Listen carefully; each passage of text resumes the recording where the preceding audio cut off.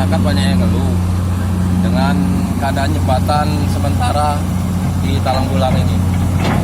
Setelah kami tinjau ke lapangan, kenyataan memang benar.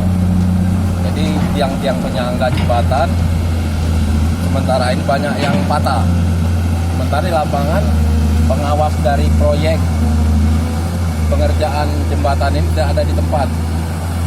Yang ada malah PT Agro yang ikut ikut membantu mengerjakan jembatan sementara ini. Yang disayangkan sementara pemborongnya tidak ada di tempat. Saya mengharapkan untuk segera mungkin jembatan ini dapat diselesaikan secepatnya, karena ini adalah salah satu penghubung antara Kabupaten Muara Enim dengan Kabupaten Pali yang sangat-sangat dibutuhkan masyarakat.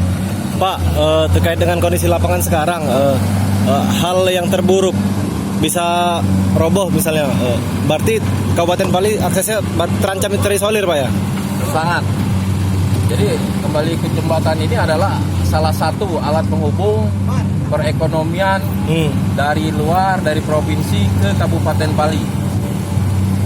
Jadi saya mengharapkan segera pemborong atau pihak yang terkait segera memperbaiki sarana jembatan yang benar-benar diperlukan oleh masyarakat Kabupaten Pali ini.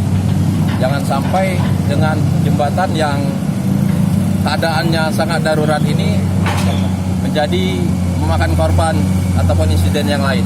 Warga ini sudah aku informasikan dengan pemborongnya, dengan pengawasnya. Sudah aku omongkan seringkali, tolong dilakukan jembatan ini segera diperbaiki terus ya hari, karena ini asap mau ke Pali, sedang ke pemborongnya cuek-cuek aja dengan kita. Jangan tahu, tak peduli. Informasinya belum ada izin pekerjaan ini. Belum ada izin dengan Pak Kadesnya. Jembatan darurat ini, Pak ya? Iya, jembatan ini. Ya izin dengan Kades lamanya, Kades barunya belum ada izin. Ada izin ya? Ya.